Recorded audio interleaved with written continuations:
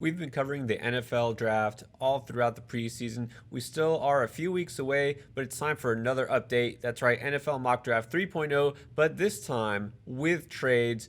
My very first mock was an attempt to get the most accurate projections based on team needs at their current slot. Some things have changed since then. Obviously, the big trade with Matthew Stafford. But let's talk about what the NFL draft would look like if some of these teams make the moves that we think could happen. So here we go. NFL Mock Draft 3.0. All right, so let's look at the first part of the big board, talking about the first 8 picks here. And the first pick is the Jacksonville Jaguars, and they're going to keep it. They're not going to make a trade. There's absolutely no way they're not picking Trevor Lawrence. That's why Urban Meyer took the job. This is written in stone. You can bank it. No trade here. But it doesn't take long before we see number 2. There is a deal in the works. Not really yet. There could be. We just don't know. But we talked about Deshaun Watson, where he might wind up because he absolutely wants out of Houston. He's declared as much publicly. We know that there's probably little chance he's still playing in Houston next year because it just wouldn't be good for any of the parties involved. There's plenty of teams interested here, and the Jets, of course, have the most to offer with that number 2 overall pick.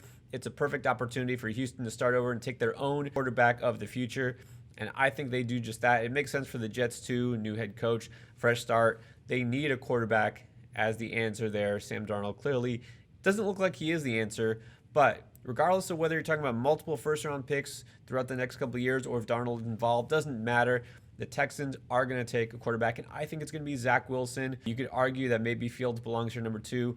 It's not about whether he should. It's about what I think the Texans are going to do. I think they pull the trigger on this deal. Watson goes to the Jets. That means the Texans, number 2, taking Zach Wilson. And look at number 3, another deal in the works. That's right, Justin Field is still on the board. The Dolphins do not need a quarterback. No, they do not need a quarterback. Okay, let's make that clear. And they're not making the deal for Watson. So at this point, it only makes sense for them to trade down. Plenty of teams that would love to take Fields here. And I think Washington is the one that makes the move to go up. I know there's speculation. Some people think Atlanta is going to get him. Carolina maybe makes a move. But Washington is a team that actually made the playoffs last year somehow.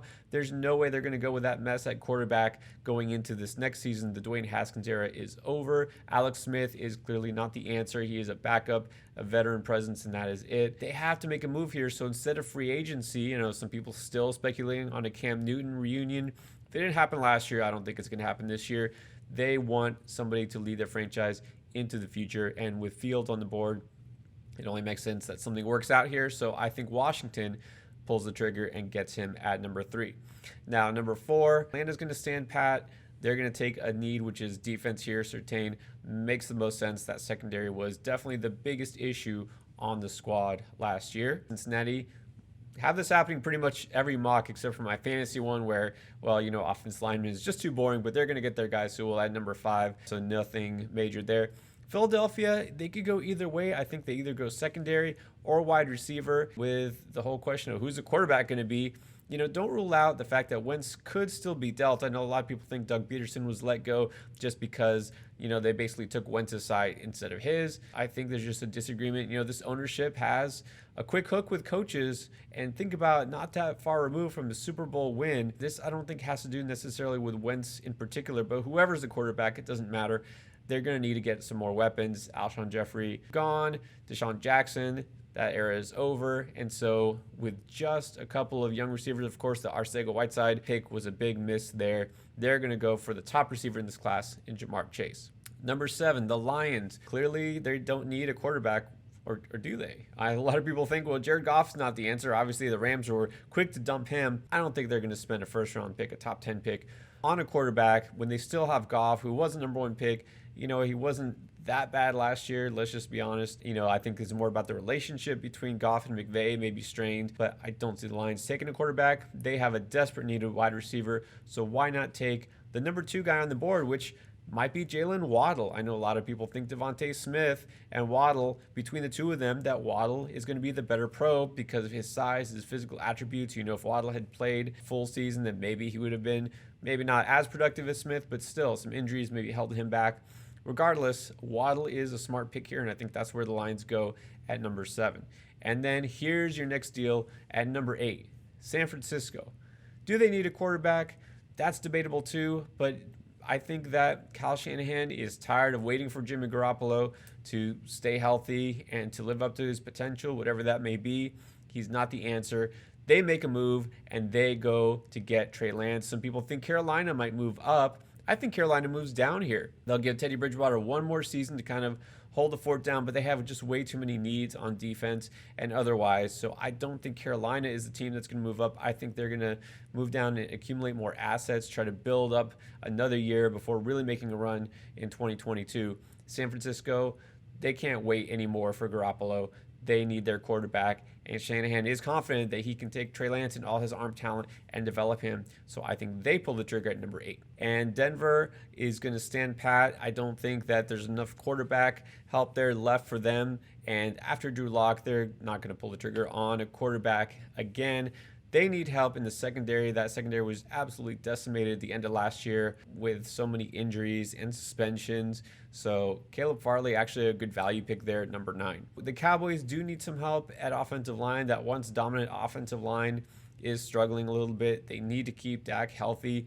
So they're going to go with Rashawn Slater. There's a couple options they could have at O-line, but that's where they're going to go. The Giants are going to stick with defense, get an edge rusher with pay. The Panthers, moving down here, getting San Francisco's pick. They desperately need a linebacker, someone to replace Luke Kuechly. Obviously, that was an area of need. They've got some good pass rushers there, guys like Brian Burns. They were able to pressure the quarterback, but linebacker was definitely a weakness for them. They gave up some huge running games to opponents. Here's a pick I actually probably should have made in my fantasy draft, if you see that video. How about the Chargers taking a tight end? Kyle Pitts, he can't fall too far, can he? Because this is a guy who is just a freak of nature, an athlete that's a mismatch at the tight end position. Don't forget that Hunter Henry is an unrestricted free agent. Are the Chargers going to pay up to keep him? Or you know what? Do they just move on, save that money for elsewhere, and then take a guy like Pitts? That might make a lot of sense for them. Actually, pair a young dynamic tight end with their young quarterback, Justin Herbert. So this is a pick that I would really be interested to see if it gets made. If not, I don't know if Pitts would really fall much farther than number 16 at Arizona, which would also actually be a dream spot. All right, let's go on here. The Vikings have to get a defensive player. There's just no question there, so they're going to take Barmore. Here we go. Another trade, the Bears. All right, a lot of speculation. Are they going to take a quarterback? They might be a team that wants to trade up, but you know what? This is a team that's a little bit more in win now mode, which sounds crazy, but hey, they were a playoff team too. You know, after kind of the failure of Nick Foles at free agency, you think, well, maybe they're just going to draft a quarterback. Well, kind of got burned by the Trubisky thing too. So they could go either direction, but you know what? I don't think they want to pay up again as after what they did to get Trubisky at number 2. This is a team that will probably go after a guy like a Cam Newton or a free agent because they feel like they're one piece away with that defense, and their need is going to be at wide receiver too because Allen Robinson is not going to be around. He's a free agent. So they are thrilled to see that the Heisman Trophy winner Devontae Smith is available. So they're going to trade up here because they're a little worried that maybe New England, who also needs wide receiver help, is going to take him. And the Patriots, of course, are laughing as usual, taking advantage of other teams because they weren't going to draft a wide receiver again anyways. They're going to get their guy in a few picks. So the Bears move up and take Devontae Smith, and they're very happy to do so. And then you see that the Cardinals are going to take a defensive back, also a need for them. The Raiders are going to go defense here. They could use a linebacker, and of course the Dolphins too. They're going to take Zaven Collins. The Dolphins now have Washington's 19th overall pick. You know, instead of burning the number 3 overall pick on a guy like Chase or Smith and taking a wide receiver 3rd overall, they're going to wait. They're going to accumulate a little more assets later on. And with this deal, they still get one of the top wide receivers in this class in Rashad Bateman. And that should be actually pretty helpful to them in general because Bateman is a very talented guy. So they feel that they could be just as happy taking Bateman here. So smart pick for my Dolphins. All right, and then you see number 20, the Patriots swapping with the Bears, and they're going to take who they wanted all along, which is a quarterback they know they didn't need to pick in the top 15, and that is Mac Jones. Feel like he might fit the mold. I'm not going to say of a Tom Brady, but a little more of a pocket passer here, a guy who definitely has some arm strength. He did benefit a lot from being in Nick Saban's system. We know that. If there's a guy who feels like he can translate his skills from the college game to the pro game very easily, that would be Bill Belichick. So you get a guy with experience, a guy who's used to playing with pro level talent, and maybe he can make the guys around him better. Of course, the Patriots do need some actual wide receiver help, but they'll get that through free agency and they'll get their quarterback of the future right here with Mac Jones. The Colts now, well, they're also a team that do need a quarterback still with Phillip Rivers retiring, but this isn't a team that wants to start over at quarterback. This is a team that is also kind of in win now mode. They have a really good defense. They have Jonathan Taylor, one of the best young running backs in the game. They just drafted receivers last year with Michael Pittman, the year before with Paris Campbell, who hopefully is healthy. So even though wide receiver is also a need, I think they're going to reinforce offensive line here because Anthony Costanzo retiring. They need to keep whoever the quarterback is healthy and fortify what has been one of their strengths, the offensive line here. So again, I feel like wide receiver and quarterback will be addressed other ways. Moving down here, the Titans desperately need pass rush help. There's no question about that. They just couldn't get any pressure on the quarterback this year, so they'll go with Rousseau. The Texans now have this pick because of the trade we talked about earlier with the Jets, so they are going to get some offensive line help also to protect their new quarterback, Zach Wilson. And then the Steelers also, it's tempting to give them a running back, but realistically, they'll probably also go offensive line because they're gonna ride out Big Ben's final year or two or however long until he retires. They need to keep him healthy also. Jacksonville, you see the run on offensive lineman continues. Also want to protect, obviously, their new guy in Trevor Lawrence. Browns, I think, will go defense here. Got a lot of offensive help lately in the draft, and this time they're going to go defense, get an edge rusher, which would help them out. Same thing with the Ravens. They desperately will need to replace some of those guys in free agency who are pass rushers, so they'll go with Osai. Now, the Saints, they are going to take a receiver too. We've talked about the Saints taking a receiver every year. It should be expected this year. Emmanuel Sanders was pretty much a one-year rental. Let's face it, the Saints are in salary cap hell. They need to cut some of those salaries from veterans, and Sanders is a guy won't be around next year. They're going to need a new young receiver. Traquan Smith finally flashed in the final game of the postseason. Had one of his best games of his career. I don't think that means he's the answer long term. Michael Thomas, obviously, those injury issues. So a guy like Terrace Marshall makes a lot of sense here.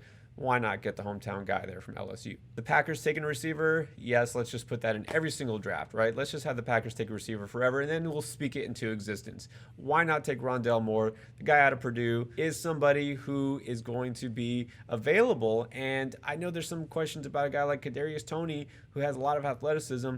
I think after those drop after drop during those Senior Bowl practices, there might be some questions to him. That's the last thing that Aaron Rodgers needs is a guy who's dropping the ball again. The Bills are going to take the offensive lineman, be happy to get a steal with Wyatt Davis, who has slipped a little bit here. And then our final trade, thought that we were done. Why not have the Seattle Seahawks jump into the first round and secure this position? They're going to declare an official end to the Chris Carson era. They weren't going to pay him up anyways as a free agent. He's got a lot of tread on those tires. Has always had some injury issues throughout his career. As much as they love him, aren't going to pay up to keep a running back around. They're going to trade up, and they're going to get their guy to complement Rashad Penny, who's a little bit of a bigger back. They want somebody who's a natural pass catcher out of the backfield, and that is Travis Etienne. A little bit of lightning and thunder to some degree here. Penny, not a big, huge back, but still, Etienne is the smart complement. And of course, with Penny's injury history also coming off ACL, they need more than one back here. The guys they've tried out lately just haven't worked. So I think this could be an interesting move for them. It might not be in the first round. They might sneak up to like the early second round realistically, but we're just going one round here, so I wanted to throw that in. And then the Chiefs will finish things out with some offensive line help because of Eric Fisher's injury. All right, that has been NFL Mock Draft 3.0 with trades. What do you think? Hit us up with some comments. Tell me, which trades do you like? Which trades are you not a fan of? And which trades do you hope that maybe your team will make? There's a lot of time left until the draft. A lot of deals still to be made. Who knows what will happen? But let us know. Thumbs up if you agree with any of the things I've said. And of course, hit that subscribe button. We definitely appreciate it. We'll be covering the NFL draft and so much more on fantasy football all off season long. We're always here for you every single week. Thanks for watching.